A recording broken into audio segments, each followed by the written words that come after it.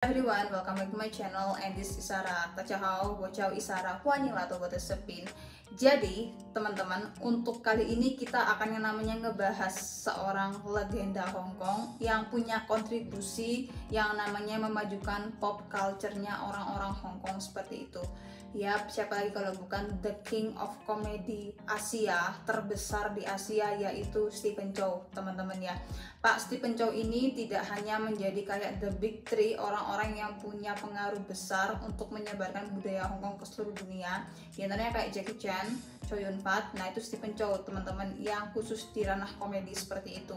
Bagaimana orang ini bisa mempengaruhi film-film Hollywood, bahkan perkembangan film komedi di Cina, serta apa aja fakta-fakta yang belum kalian ketahui tentang seorang Stephen Chow, teman-teman ya. Jadi simak video aku dan ini fakta-fakta yang belum kalian ketahui tentang Stephen Chow. Yang pertama, seorang Stephen Chow itu ternyata adalah jagoan sekolah. Karena apa? Karena dari kecil dia itu sangat terobsesi menjadi seorang Bruce Lee kedua, dan punya yang namanya kayak firasat kalau dia tuh akan sama terkenalnya seperti Jackie Chan seperti itu. Nah, Stephen Chow ini awalnya dia itu emang lahir di keluarga yang cukup miskin, teman-teman ya. Saking miskinnya dia tuh kalau misalnya minta les mah kungfu gitu ya, atau apa tuh namanya opera packing yang membutuhkan keahlian akrobatik yang bagus seperti itu orang tuanya nggak mampu, teman-teman. Makanya dia itu kayak self study, mengamati film-filmnya Bruce Lee seperti itu, dan dia bahkan salah satu temennya itu mengatakan setiap hari dia itu berlatih yang namanya tinju dan juga kickboxing dengan menggunakan sandbag, sampai kakinya itu kayak terluka dan parah seperti itu, teman-teman. Hingga akhirnya dibandingkan teman-teman yang lain, teman-teman dari SD, SMP, SMA, dia itu punya kekuatan fisik yang sangat bagus, bahkan keahlian kungfunya juga sangat bagus ya, teman-teman ya. Nah, jadi ini make sense gak sih kalau di zaman-zaman dia kungfu hustle dan lincahnya dia pada waktu main komedi drama dan komedi movie itu dengan kemampuan seperti itu, bisa salto, bisa nendang tinggi kayak gitu. Memang itu adalah salah satu keahlian yang dia dapat dari belajar otodidak dari kecil dan berguru ke berbagai guru-guru besar yang termasuk orang-orang yang jago silat di Hong Kong ya, teman-teman ya. Ada satu rahasia, teman-teman, di balik yang namanya tubuhnya Pak Stephen Chow, meskipun dia itu cukup pendek ya, teman-teman ya, untuk ukuran zaman sekarang laki-laki itu dengan tinggi 165 cm-an, tetapi orang ini itu jujur aja itu udah yang namanya mendisiplinkan diri sejak dia tuh SMP SMA seperti itu. Bahkan dia itu bisa dibilang hampir konsumsi mangbin atau kacang hijau untuk mendapatkan protein yang bagus, karena zaman dulu kayak whey protein yang kayak zaman sekarang itu kan nggak gampang gitu nggak sih, teman-teman, dicari. Dan dia itu sudah yang namanya belajar untuk bela diri bersama guru pertamanya, yaitu Wang Chunlian. Wang Chunlian itu adalah seorang ahli tata ini ya, opera packing seperti itu, yang ngajarin Stephen Chow untuk yang namanya basic kungfu dan basic martial arts seperti itu ya guys ya. Kedua adalah perjalanan dia menjadi seorang selebriti layaknya seorang the next Jackie Chan atau the next siapa ya, the next Bruce Lee gitu. Itu nggak mudah, teman-teman ya. Jadi di awal karirnya dia itu kayak sign up audisi berbagai macam yang namanya peran-peran seperti itu. Dia mulai peran-peran kecil jadi figuran, kemudian dia nggak pernah jadi stuntman, teman-teman, jadi figuran, jadi orang-orang yang lewat-lewat sana sini seperti itu. Dan dia itu baru yang namanya kayak mendapatkan role di usia 20 tahun itu menjadi host acara anak-anak seperti itu. Itu sisi manisnya seorang Stephen Chow sih guys. Dan disitulah dia itu sambari yang namanya kayak audisi di berbagai macam kayak pertelevisian dan perfilman. Dan tahu nggak sih, teman-teman, dia ini satu didikan sama seorang Tony Leung. Tapi orang-orang melihat Tony Leung itu lebih punya bakat dan lebih natural untuk acting ketimbang yang namanya seorang Stephen Chow seperti itu guys ya. Jadi acara Stephen Chow yang pertama kali dia bintangi itu adalah Space Shuttle 430. Ini lucu nggak sih namanya itu? Ini kayak isinya kayak program anak-anak, lagu anak-anak seperti itu. Itu dia itu berkarir di situ itu selama 6 tahun. 6 tahun dengan bayaran sekitar $200 di tahun itu ya, termasuk lumayan lah. Tapi itu nggak cukup yang namanya kayak membiayai kebutuhannya sehari-hari. Dan akhirnya dia tuh hampir sedikit putus asa yang namanya mendapatkan peran-peran bagus di dunia per Hong Kong movie industry ya guys ya. Si dia itu butuh waktu 10 tahun untuk debut di film pemeran utamanya sendiri.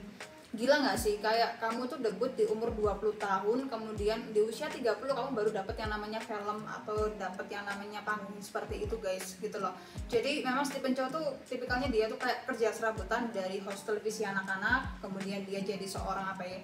Dia jadi seorang figuran, bahkan dia tuh kayak belajar untuk memproduksi film-film.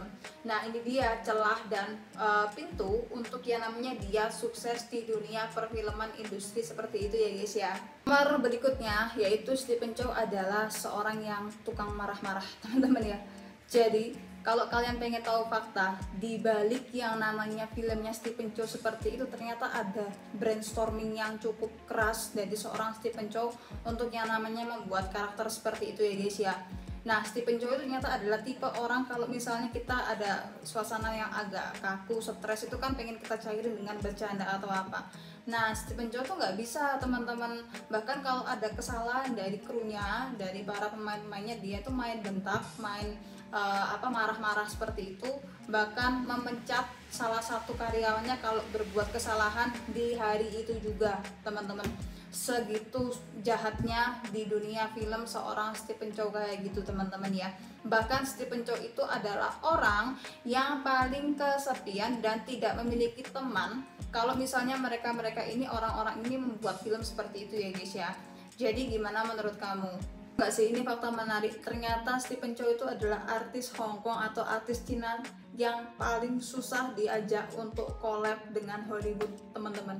Jadi di zaman dia itu bikin The God of Cookery, itu ada yang namanya produser Hollywood itu yang mendekati dia, ayo bikin yuk yang namanya sequelnya di Amerika. Dia tolak. Pertama, zaman bikin God of Gambler, Fight Back to School, itu udah diajak sama pemain action Amerika, dia tolak teman-teman ya. Kemudian dia zaman Shaolin Soccer, itu banyak banget produser Hollywood itu yang collab sama dia tolak teman-teman. Dan ini yang paling baru faktanya, yaitu ketika Karate Kid zaman Jackie Chan sama Jaden Smith dibuat, sebenarnya posisinya Jackie Chan itu adalah posisinya si Stephen Chow. Jadi yang namanya seorang Stephen Chow itu awalnya ditawarin jadi produser atau jadi pemainnya seperti itu. Ternyata dia tolak teman-teman. Gue nggak tahu kenapa, tapi alasannya itu adalah dia pernah mengungkapkan di media kalau dia itu diperlakukan tidak baik pada waktu dia menjadi atau membantu sebuah perfilman Hollywood atau perfilman Eropa untuk sama-sama collab dengan dia diperlakukan kurang baik hanya karena gue Asian. Itu adalah fakta yang pernah dia ucapkan di sebuah kayak wawancara di Hong Kong seperti itu ya guys ya. Dan Stephen Chow itu adalah orang pertama di Hong Kong yang menyindir Academy Award atau Oscar. Wow, itu berani banget sih gitu loh guys ya. Saking yang namanya Steve-nya seorang Stephen Chow, dia sampai yang namanya berantem sama produsernya sendiri, sama bosnya sendiri, yaitu Stephen Hong. Stephen Hong itu siapa sih kak? Stephen Hong itu yang memproduksi beberapa film-film box office di Hong Kong, termasuk filmnya Jackie Chan sama Jet Li. Nah, kalau collabnya seorang Stephen Chow dengan Stephen Hong itu adalah kayak God of Gambler kedua, ketiga. Kemudian juga ada yang namanya ini teman-teman From Beijing with Love. Terus juga ada yang namanya Shaolin Soccer, dan juga ada yang namanya kayak Kung Fu Hustle, itu collab sama Stephen Hong ya teman-teman ya. Itu setelah Shaolin Soccer itu atau setelah Kung Fu Hustle kalau nggak salah, itu mereka bercerai menjadi mitra teman-teman ya. Jadi itulah kenapa Stephen Chow itu orang keren, orang hebat, orang legend, orang jenius, itu punya kolaborasi yang cukup buruk di masyarakat seperti itu. Terakhir teman-teman, Stephen Chow itu di tahun 2007 setelah membintangi si J7 memutuskan untuk tidak menjadi pelakon utama lagi atau bahkan menjadi cameo-cameo publik lagi ya teman-teman ya. Dan dia juga memutuskan untuk tidak menikah guys. Jadi seorang Stephen Chow itu merasa bahwa dirinya terlalu tua dan memutuskan untuk hidup sendiri dan mencari ketenangan seperti itu. Salah satu kayak mantan Stephen Chow yang paling terkenal itu adalah Karen Mo. Karen Mo itu kalau bisa dibilang salah satu kayak artis Hong Kong yang paling pinter ya guys ya. Dia bahasa Inggris bagus, public speaking bagus, bisa nyanyi, dan juga aktingnya bagus teman-teman. Serta salah satu orang yang punya predikat nilai bagus pada waktu atau ujian gaokao seperti itu. Nah, seorang Stephen Chow ini juga dia itu menolak tawaran-tawaran untuk menjadi kayak peran-peran kecil atau besar di Cina seperti itu, memutuskan untuk mengembangkan seninya di Hong Kong dan juga memutuskan untuk bikin Bitcoin sendiri seperti itu. Tapi yang pasti Stephen Chow itu akan yang namanya fokus untuk memproduksi banyak film ya guys ya. Jadi itu aja dari faktanya Stephen Chow seperti itu. Kamu masih kangen gak dengan yang namanya karya dia? Atau dia muncul di televisi atau muncul di film-film kayak gitu? Aku termasuk kangen teman-teman, dan aku mungkin salah satu bucket listku itu adalah ketemu sama orang seperti ini. Jadi thank you semua udah lihat YouTube aku tentang fakta mengenai Stephen Chow yang belum kalian ketahui. I hope you like it. See you later and cai cian.